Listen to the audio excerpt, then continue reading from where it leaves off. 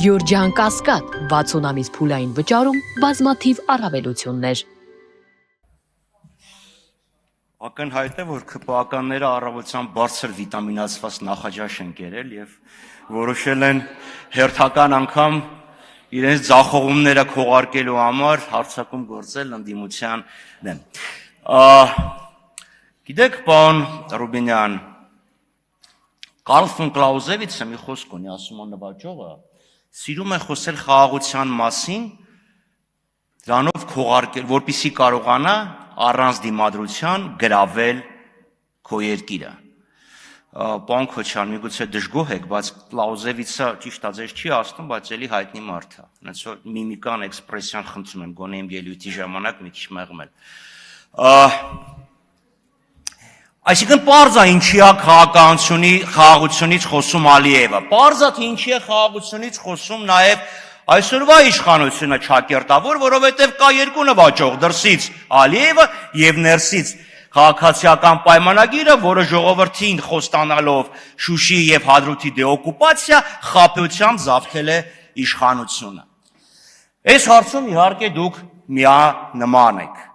Պարոն Ռուբինյան, որ դուք մեջբերում անում եք, խնդրում եմ ամբողջական, огласите весь список, пожалуйста, որովհետև նույն Ալիևը իր այդ հոգեցունց եւ զգացունց ձեր ականջներին հաճո կամ աչքերին հաճո գրության մեջ եւս մեկ անգամ հիշատակել է, նշել է միջանցք բառը, իդեպ դա նշել է նաեւ թուրքական կազմակերպության Կաբալայում նշված է վերջինս դեկլարացիայի մեջ։ Հիմա անդրադառնալով ձեր հարցին։ Մի քանի Դուք ֆրակցիայի անունից եք շարունակում հիմա։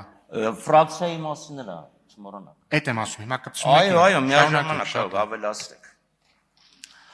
Մեր պահանջը բոլոր ճանապարհների միաժամանակյա ապաշրջափակում։ Բոլոր դա ներառվում է Հայաստան ճանապարհի ապաշրջափակումը Նախիջևանի միջոցով, որը անհնար է, քանի դեռ սադարակ երասխ երկաթուղին կամ անցումը կառուցված չէ, դա ներառում է Իջևան Ղազախ ճանապարհի ապաշրջափակումը։ Երբեք մենք չենք խոսել ապաշրջափակման դեմ։ Ցորենի հետ կապված, այո, ձեր հանճարեղ քաղաքականության հետևանքով, Ադրբեջանի կողմից, սխալների հետևանքով, Ադրբեջանի կողմից Արցախի բռնազավթումի հետևանքով մեր ցորենի մատակարարումը առնվազն 20%-ը կորցրեցինք։ Եվ հիմա անկած դրսից փորձում եք ինչ-որ մի բան մուրալ ձեռք բերել։ Մյուսը Հայաստանի Հանրապետության վարելահողերը 40%-ից ավելին 50%-ի չափով չեն մշակվում։ Դրա մասին այդ ուղղությամբ ինչ եք անում, թե քարտուղարը, որ ասում էր ցորեն չկա, բրինձ կուտենք, բրինձ բերեք։ Թե հասկացաք, թե դա ինչա նշանակում։ Մյուս խնդիրը, ցորենի մատակարարումները դիվերսիֆիկացնեն, դա որևէ մեկի համար գաղտնիք չի։ Պետք է բոլոր